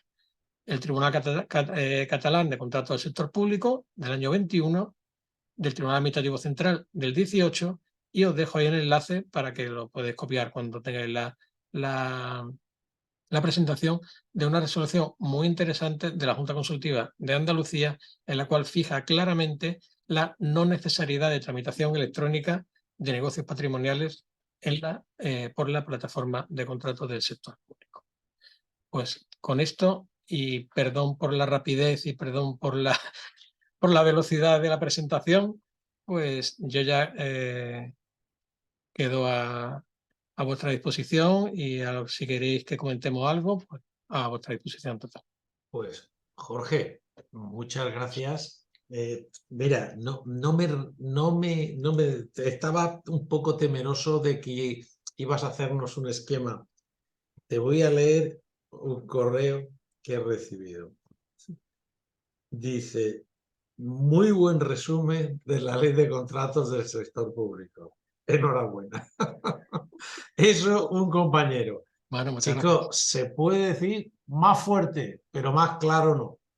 ¿Sabes? Yo creo que la finalidad esencial que estábamos buscando, que viéramos el bosque, con esto lo vemos. Efectivamente, el que quiera profundizar tiene cursos de OS, realizaremos más. Que pida grabaciones. ¿Estás escuchando, anteriores. Maite? Sí. Que está hablando Enrique. Ah, Pilar, te estamos oyendo todos. Ah, hola, ¿qué tal? Hola. Saludos. Ya ves que aviso Gracias. cuando hablas tú. Desconéctate del de este. ¿Vale? Oye, pues por eso te quiero Disculpa. decir que muy bien, el que quiera más, tenemos cosas antiguas y haremos posteriores. Pero bueno, de todas las maneras, agradeciéndote esto, tenemos el chat ya abierto. Lo ideal es quién quiere preguntar. Fijaos, a ver, me preguntan, por empezar, lo que dice Diana. ¿Lo lees tú, Jesús, que te aclaras con esto más que yo? Sí, Enrique, José Caballero quería hacer unas preguntas. ¿Puedo hablar ya? ¿Sí? Sí. Sí. Buenos días a todos. Mira, tengo varias preguntas. Yo creo que disparo todas y después me las vas resolviendo. Jorge, si te parece bien. Si soy capaz. Vale. Bueno, mira, la primera es sobre los contratos SARAS. Has hecho un Sí. comentario o he entendido que está, bueno, con el sistema de regulación armonizada de la Unión Europea. ¿Este sistema de regulación armonizada es distinto que el de la ley de contrato del sector público? ¿Tenemos que hacer algo distinto a lo que habitualmente hacemos? No. Yo creo que tu pregunta es buena, quizá porque yo me he explicado mal. La ley lo que hace es que yo recuerdo, y aquí incluso algunos estuvimos, cuando se estaba redactando, cuando mandaron los primeros borradores de la ley del 17, había parte que dejaron en blanco. Y entonces regularon por la ley todos los contratos no SARA. Y dijeron, los contratos no SARA se regularán así. Y dejaron en blanco los contratos SARA, digamos, como una forma de decir, sobre los contratos SARA haremos lo que la directiva fija que tenemos que hacer. Lo que he querido decir es que cuando nosotros, vosotros, yo, tramitemos un contrato SARA, nos tenemos que ceñir exactamente a lo que dice la ley. Exactamente, sin ir más allá. Pero que, si tú después lo miras en derecho comparado, eso que dice nuestra ley de los contratos SARA es absolutamente homologable a lo que dice Francia, lo que dice Italia, lo que dice Alemania. Sin embargo, los contratos no SARA de ellos no tienen, gracias a Dios para ellos, nada que ver con los nuestros. Vale, de Yo acuerdo. recuerdo hace ya bastantes años, una vez que en una charla alguien dijo que habían dicho en la televisión que lo mal que tramitábamos en España contratos administrativos y lo bien que le hacían en Alemania, porque en Alemania la Unión Europea no le había puesto ninguna penalización. La primera parte no sé si era verdad, que a Alemania no le habían penalizado la Unión Europea, era totalmente cierto. Quizá la tercera parte es que Alemania no tenía ley de contratos públicos, con lo cual no la podían penalizar por una ley que no tenían, claro. Por debajo de umbrales hace lo que quiere. Efectivamente. Vale, la segunda pregunta es en relación a la mesa de contratación. Cuando hablabas de que si le ponían una condición de exclusión por no llegar a un mínimo X, había ese expediente lo tenía que informar una comisión de expertos. Sí. Esa comisión de expertos, ¿por quién puede estar constituida, llegado el caso, como el perfil típico de nuestras empresas públicas que... Sí, viene en la ley la composición de la comisión. Vale, Pues vale, ahora mismo no te sabría yo vale, decir tranquilo. exactamente el artículo, pero viene cómo se constituye esa comisión. De Vale, todas formas, lo que he comentado es que, digamos, es un tema que a mí tampoco me parece pacífico, pero sí lo quería que lo tuvierais en cuenta porque por parte de las intervenciones generales se está adoptando últimamente ese criterio. Lo que viene a decir es 50% comité de expertos, por debajo no hace falta, pero si usted excluye a alguien por un juicio por un criterio de juicio de valor, usted le está dando a ese 8, 10, 12% un 100% porque lo ha sacado. Con lo cual, hipotéticamente, ese 100% lo tiene que decir un comité de expertos. vale. Incluso si queréis, voy a buscar las resoluciones y se las mando a Enrique, ¿vale? Para que las distribuya. De acuerdo. Vale, la siguiente pregunta, Jorge, es en relación a las prerrogativas de la Administración. ¿Tú en tu ayuntamiento qué aplicas? Yo tiro para adelante. Vale, vale, de acuerdo. Pero sé que soy un funambulista, ¿eh? Ujú. Vale, y después la otra pregunta era... que la tengo aquí.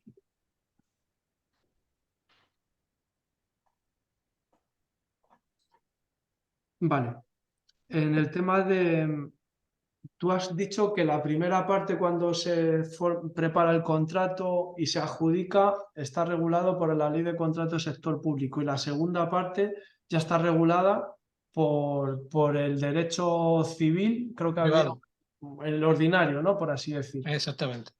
Vale, yo cuando hago un pliego de una obra, generalmente para regular los incumplimientos, todos esos detalles ya más o los hitos durante la obra, si no los cumples, tal, me voy al reglamento del reglamento de la ley de contratos, ¿no? Sí. Llegado el caso, nosotros podemos salirnos de ese carril del reglamento y hacer nuestras propias condiciones, dado que estamos dentro del marco legal, sin hacer aberraciones jurídicas y poner condiciones leoninas que nadie pueda cumplir, o un contratista. Podemos hacer condiciones que se salgan fuera del reglamento y que, pues, que consideremos nosotros que son de interés para ese contrato en cuestión. Yo creo que ahí hay que ser cuidadoso, ¿eh? Yo creo que hay que ser cuidadoso. Digamos, la respuesta, según hemos comentado, podría llegar a ser un sí, ¿no? Y que se siga eso, digamos, por la normativa civil que regula la contratación, la ordenación de la edificación, etcétera. Pero dicho lo cual, eso tiene que tener una plasmación tan, en mi opinión, tan clara en los pliegos que esos pliegos podrían ser hasta, en mi opinión, hasta impugnables, ¿eh? Porque creo que podríamos estar estableciendo condiciones que dificultaran el acceso a determinadas empresas o que no tuvieran clara la ejecución. Yo ahí verás una cierta modulación de lo que dice la normativa administrativa, a mí no me cabe duda de que sí. Una nueva regulación de la ejecución de contratos de obra, a mí me cuesta verla, ¿eh? Vale, vale. Hay un principio que empleamos todos los abogados aquí, es lo que decía el ministro, los inventos con gaseosa. No inventes cosas, ¿sabes? Es mejor ir a lo seguro, vete al reglamento y aplícalo. Vale. Y aparte, José tiene una ventaja, por decirlo así, que es que el reglamento que, digamos, para la vergüenza nuestra general es del año 2001, o sea, que tiene ya 22 años el reglamento, está muy trillado. En consecuencia, es muy raro que se te dé una casuística que no haya estado contemplada durante este tiempo por una resolución judicial del Supremo, etcétera, y a la que tú te puedas agarrar para tener la certidumbre de que lo que tú estás informando o resolviendo es adecuado. Vale, vale, de acuerdo. Vale, y la última pregunta, y ya acabo, y dejar al resto de los compañeros que pregunten, sobre los negocios patrimoniales. Te pongo el ejemplo de que el ayuntamiento quiere vendernos a la MSV un suelo, ¿vale? Por ser medio propio es necesario que esté... Ya me están diciendo que no. La primera pregunta era si sois medio propio, y ya No, yo creo que Enrique y yo nos hemos reído a la vez, ¿no? de hecho, no somos medio propio. ¿No sois? Bueno, vamos No a ver. somos todavía. No soy medio propio. No somos medio propio. Atiéndeme, como que la Virgen es virgen, pero que es un misterio. Vale, de Vale. acuerdo. Primer punto. Segundo punto, es que seguramente será bienes patrimoniales o bienes de patrimonio público de suelo. Y tanto la legislación patrimonial como la normativa urbanística de patrimonio público de suelo permite la cesión gratuita o la cesión por precio inferior. Eso no tienes problema, José. Vale, vale. Fenómeno. Yo aquí en eso te puedo hablar de Andalucía, y es como dice Enrique.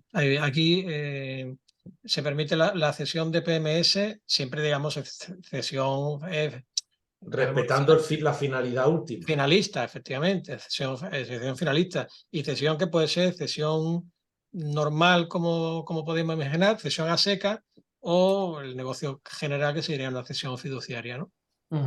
Vale, fenómeno. Pues José, muchas gracias. Nada, que va, encantado. Gracias, José. Mire, una nueva pregunta, Jorge, de Joan Badía, de Bimusa Sabadell. Pregunta, ¿hasta qué punto son vinculantes los informes de la Abogacía del Estado sobre la interpretación de los contratos menores en los PANAC? Pues, Joan, que te conteste yo a ti, si te podía hacer yo la pregunta, contestarme tú. Exactamente igual. No son vinculantes. La Pues, vinculatoriedad de los informes es cero, ¿no? Lo que sí sucede es que después, bueno, pues digamos, la práctica de órganos de control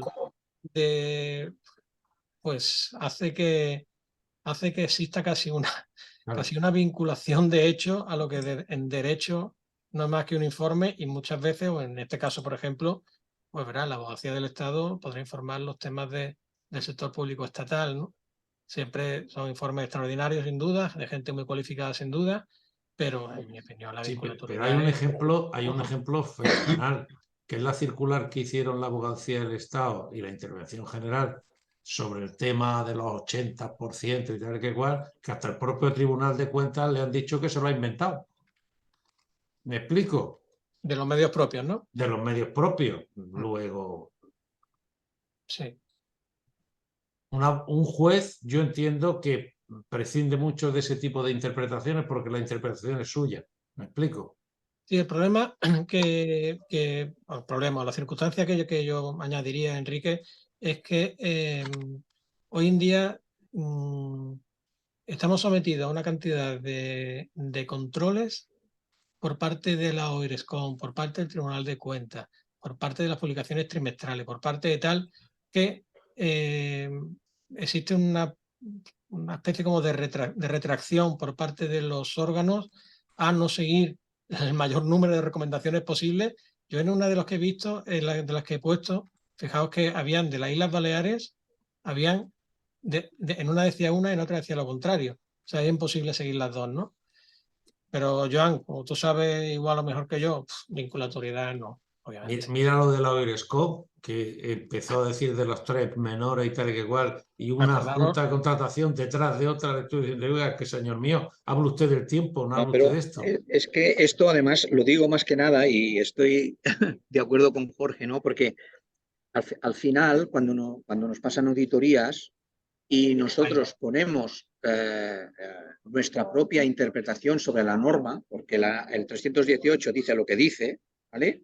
Pues claro, las remisiones siempre son al informe, ¿no?, de la Abogacía del Estado para justificar pues cómo se tiene que tramitar, ¿no?, un contrato menor, o cómo tienes que adjudicar, o incluso cómo tienes que adjudicar los procesos, ¿no?, de contratación.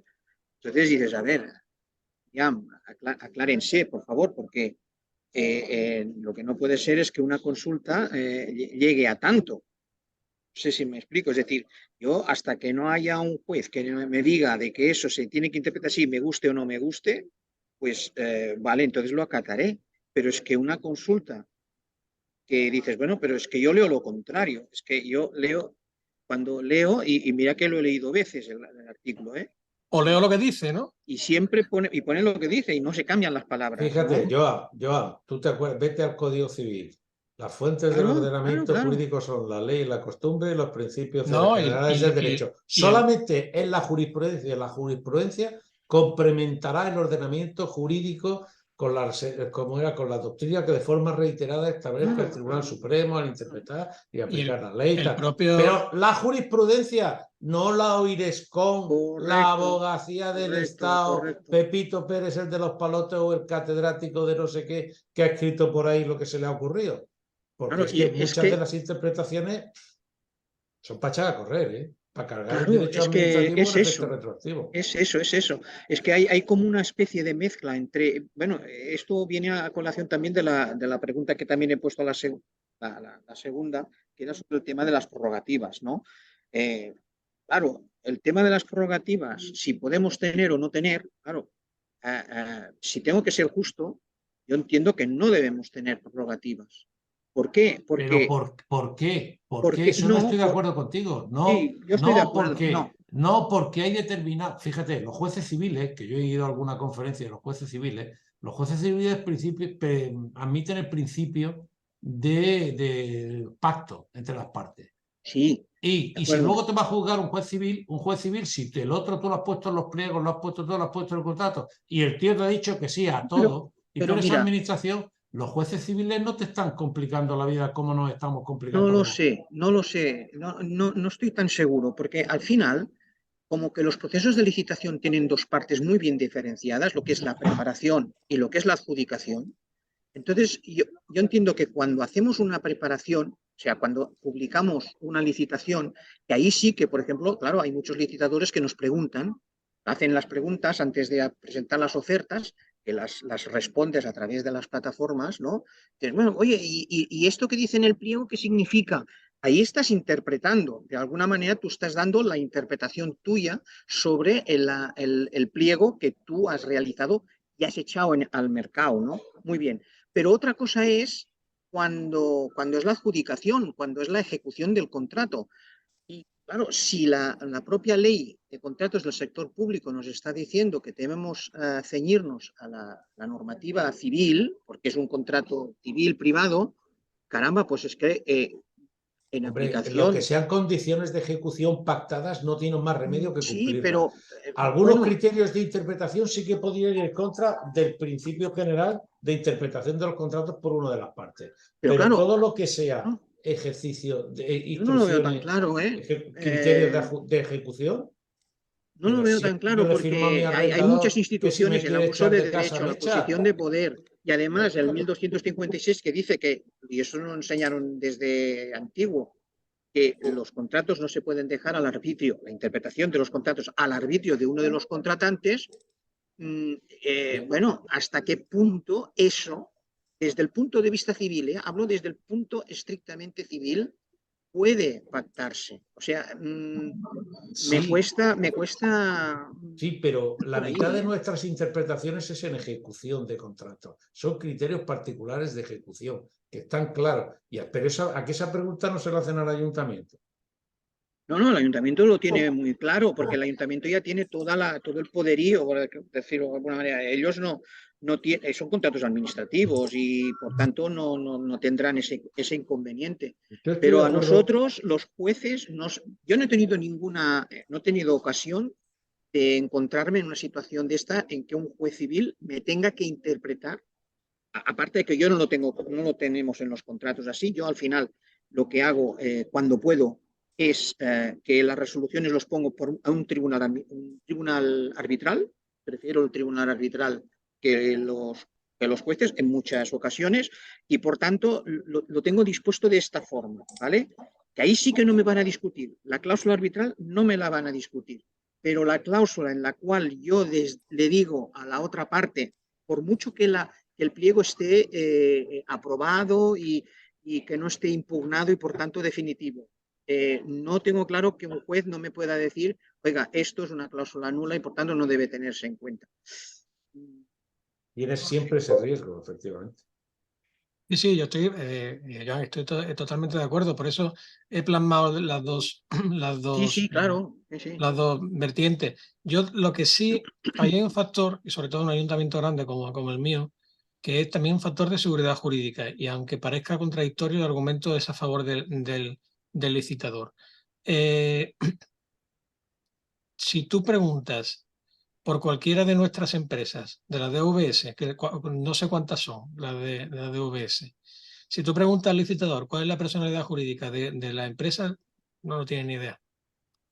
No tienen ni idea. Y el hecho de que haya alguna que te aplique las prerrogativas, otra que no te la aplique, otra que te aplique solamente las prerrogativas de modificación porque la ha contemplado el pliego, etcétera, en mi opinión, digamos, está en una... el licitador sabe jugar muy bien el juego, en el terreno de juego de las prerrogativas sabe jugar muy bien. E incluso muchas veces, como bien sabemos, es el que promueve, sobre todo, según qué prerrogativa, sobre todo prerrogativa de modificación, ¿no? Pero, ¿verdad? Efectivamente, es un tema que yo sí quería hacer constar y sobre todo, bueno, pues a los intervinientes o a los asistentes que a lo mejor pues, no han tratado tan a fondo el tema, pues que sean conscientes de que es un tema conflictivo y que hay temas, ¿no? Ya, Yo he ya, ya. leído más interpretaciones de jueces diciendo que por mucho que queramos nosotros estar a pie de igualdad con los particulares, somos administración aunque con forma mercantil, que lo contrario. Para Sí, darnos caña en ese sentido, ¿sabes? sí, e incluso en el Todos ámbito, estos años que llevo aquí, de prerrogativas, eso poco he visto que le echen a tierra algo a una empresa pública cuando ha jugado un poco a una pseudoadministración. Lo que sí que le he visto echarle a tierra muchas cosas es cuando ha querido jugar a una sociedad mercantil normal. nosotros las mayores recursos, que no hemos tenido mucho, en ámbito de ejecución privada de contratos del sector público, suelen ser por las compañías aseguradoras. Y un poco les da igual el tema de prerrogativas y prerrogativas no, lo que se centran es en la cuantía indemnizatoria, etcétera, etcétera. Bueno, pues si Hay una parece, pregunta continuamos, que hay más preguntas. Hay dos más, ¿vale? Os leo la primera de José Luis Moreno López, ¿vale? Del Ayuntamiento de Majadahonda, que pregunta, en relación con los contratos patrimoniales, la normativa patrimonial se remite a la normativa de contratación para la preparación y adjudicación, pero no hay una correspondencia entre los procedimientos de adjudicación, libre concurrencia o concurso con los de la Ley de Contratos del Sector Público. Y por otro lado, temas de criterios de solvencia y adjudicación, ¿es aplicable a la Ley de Contratos del Sector Público totalmente? Vale, José Luis, la primera parte no la he entendido muy bien, perdóname. Sí, el peloteo ese que has hablado tú antes, de que unos te mandan a un lado y otros te mandan a otro, pero no hay una correspondencia exacta entre uno y otro.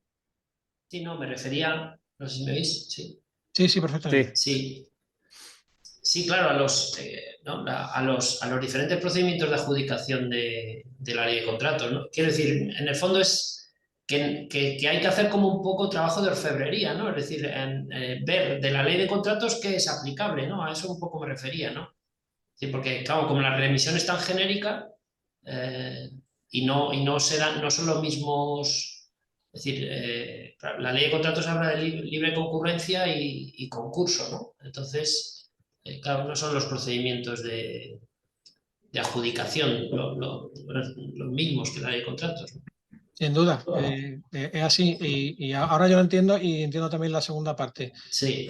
Bueno, digamos, como has dicho, yo creo que está bastante bien dicho, es orfebrería la que hay que hacer con los temas patrimoniales y con los temas patrimoniales gordos. Ya hay que hacer orfebrería toledana, ¿no? No es la que es muy buena, porque hay que hacerlo ya con filigrana, ¿no? Sí, y el tema, por ejemplo, de solvencias que veo y que citas, el tema de la solvencia, por ejemplo, en los contratos patrimoniales y, por ejemplo, nosotros en los contratos financiados por fondos del Estado, por fondos Next Generation, la verdad es que los cogemos con una solvencia orfebre, utilizando tu palabra, porque tiene que ser lo suficientemente importante como para eliminar outsiders, pero lo suficientemente flexible como para no quedarte sin licitadores, ¿no? Lo digo sobre todo porque cuando he consultado, es decir, si consultas incluso la plataforma de contratación del sector público, pues está lleno de contratos patrimoniales que tienen una tramitación y una formalización como si fueran contratos ordinarios, ¿no? Sí. Entonces, claro, hay como una práctica, una inercia brutal, Claro, ¿no? de no inventar. Buscar, y oiga, ¿y usted por qué lo ha hecho esto? ¿Por qué es lo que hace el contrato? Pues usted no tenía por qué hacerlo, pero Claro. esto no es, cuanto más azúcar, más dulce. Sí, lo que ocurre es que te vas a la normativa más complicada, más tediosa y más, quiero decir que no vas a mejor. Sí, sí, sin duda, vaya. Y después, yo no sé exactamente cómo están en otros sitios. Aquí, por ejemplo, la normativa patrimonial de Andalucía, que técnicamente es bastante buena en mi opinión, pero para que os hagáis una idea, es de antes del euro. O sea, sigue hablando en pesetas. Nosotros seguimos haciendo lo de 166 con 386 para calcular el importe de negocios patrimoniales. Que da hasta cierto gusto, te retrotrae. Te A la crees más juventud. joven, te crees más joven. Ahora no lo calcules sueldos y gastos de pesetas a euros, entonces te cuelgas. Una Gracias. ración de paella, 600 pesetas, pero vamos, ¿a quién hay que matar? ¿Sabes? Bueno, si os parece, continuamos, que hay varias preguntas antes de que llegue la hora. José Manuel López pregunta, respecto a la cesión gratuita por parte del ayuntamiento a la empresa, ¿la cesión puede ser para la venta del suelo con la finalidad de obtener liquidez que permita realizar promoción de vivienda? Eso no es ley de contratos, eso es urbanismo, ¿eh? Pero te respondo en un telegrama. Hay un principio de subrogación real. ¿Qué quiere decir eso? Quiere decir que el suelo tú lo tienes que dedicar a vivienda protegida. Durante muchos años se ha dicho, tengo 2 solares, vendo uno, que condiciona la vivienda protegida también, eso sí, y con el dinero que obtengo, en el otro solar que me queda, hago vivienda protegida.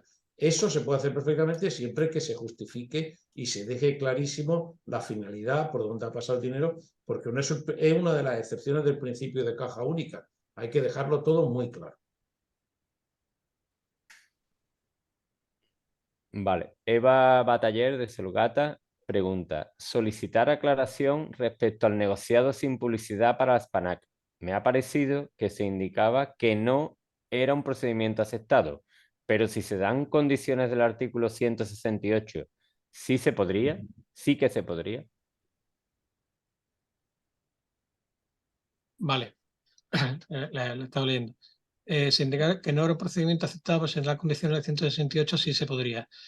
Sí, si es que al final, digamos, toda la dinámica lo que está llevando es a que las sociedades mercantiles tramite con los mismos procedimientos que la administración pública.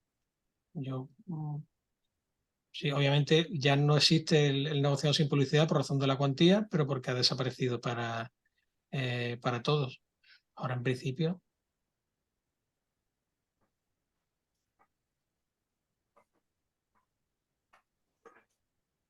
Vale, gracias, Jorge. Luisa comenta, la empresa municipal puede ceder un bien a entidad sin ánimo de lucro en base a la Ley de Bienes de Andalucía, con los requisitos del artículo, conforme a lo establecido en el artículo 27, disposición segunda de la Ley de Bienes de Entidades Locales de Andalucía y artículo 53.2 del Reglamento de Bienes de las Entidades Locales de Andalucía. El fin para el cual se otorga o se cede el bien deberá cumplirse en el plazo máximo de 5 años, debiendo mantenerse su destino durante los 30 siguientes.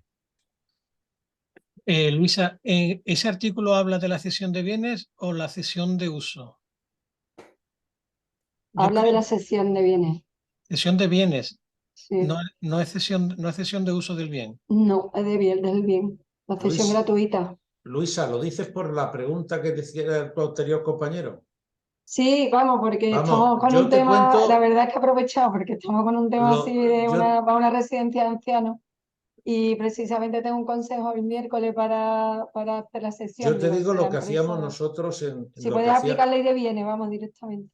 Yo te digo lo que hacíamos nosotros cuando yo estaba en el Instituto Valenciano de Vivienda. Pactábamos una cláusula de posposición de hipoteca que luego aceptaba el banco. Ajá, ¿Sabes lo que te digo? sí, sí, Es decir, es que vamos, eso es una cláusula. claro. Que una cláusula, sí, pero si tú la pospones a la cláusula de la hipoteca, el banco no te va a poner problemas. Vale, vale, vale, ¿Sabes? Eso lo hacíamos nosotros aquí en Valencia, en su día. vale, vale. Pero claro que la empresa se puede, o sea, que Que puede hipotecar porque la pega es que cuando tú lo llevas así sin más, el banco no te quiere dar financiación. Sí, pero que nosotros podemos utilizar la ley de bienes de entidades locales de Andalucía, es lo que quiero en definitiva, ¿no? Lo Sí, podemos utilizar, ¿no? sí, pero si es bien de patrimonio público de suelo, tienes que tener muy clara la finalidad, muy clara. Pero Vale. si esa finalidad No está es un bien clarísima, que se patrimonial, cumple, o sea, un bien patrimonial, pero no es del patrimonio público del suelo. intenta jugar a eso, a la posposición, ¿sabes? De acuerdo. Muchas gracias. Vale, pues por último, José Manuel López comenta: he visto algunos pliegos en los que el órgano de contratación indica que la tramitación no se realiza a través de Place, por ausencia de administración electrónica. ¿Se podría actuar de esta forma temporalmente si se publica la licitación en Place cumpliendo con el requisito de publicidad y realizando la tramitación mediante sobres? Si realmente el órgano no dispone a fecha de licitación de capacidad para tramitar la licitación por la plataforma. Estaba buscando aquí en el móvil, vaya, la ley de contrato. Me parece que está en la adicional 16ª, pero lo que no sé si esa ausencia de administración electrónica es ya admisible después de 6 o 7 años. No lo sé. Vaya, que obviamente si no existe la posibilidad, estoy buscando a la vez que hablo, si no existe la posibilidad De todas maneras, José Manuel, si hace falta te estudiaremos el tema. Sí. ¿Sabes? Y contestaremos. Pero obviamente, si Pero es muy raro, después de los años y la pandemia, que todo ha sido online, ¿sabes? Hombre, no sé si a lo mejor entidades muy pequeñas que no tengan los más mínimos recursos técnicos, obviamente, ¿no? Pero estoy buscando a ver si lo veo rápido y si no, pues como te he dicho, Enrique, le echamos un vistazo con un poquito más de detenimiento. Yo creo que era la adicional, una transitoria. Le echamos un vistazo, ¿vale? Y lo comentamos. ¿Vale? José Manuel, si quieres, para que no haya problema, mándame un correo, porfa, y así te lo contestaremos, ¿vale? Lo estoy poniendo en el grupo, Enrique, de los jurídicos. Vale. Y no hay nada más preguntas, Jorge. Bueno, pues concedida la palabra, ninguno de los intervinientes formuló pregunta ni ruego. Pues, Jorge, darte las gracias por este excelente, excelente resumen. Es que cuando lo hemos comentado, es que no me he podido evadir de decírtelo, no me he podido abstener, es que me ha parecido literal. Pues nada, muchas gracias por tu intervención. La verdad es que da gusto, como siempre. Y bueno, a todos los demás, agradeceros vuestra asistencia. Se os mandará la ponencia a todos. Si a alguno se lo mandamos, por favor, solicitarnos la mandaremos y se mandará también la grabación. ¿Vale? Os emplazo el miércoles, ¿no? El miércoles tenemos el tema de gestión de servicios. Es interesante porque también os digo que cada vez nuestras empresas son multifunción. Nos está cayendo casi de todo. Y además tenemos una sección de servicio muy importante, muy fuerte, que además mueve muchísimo dinero. Pues nada, lo dicho, gracias a todos y nada, a comer. Pues muchas gracias a todos. Gracias. Adiós. Jorge, gracias por todo.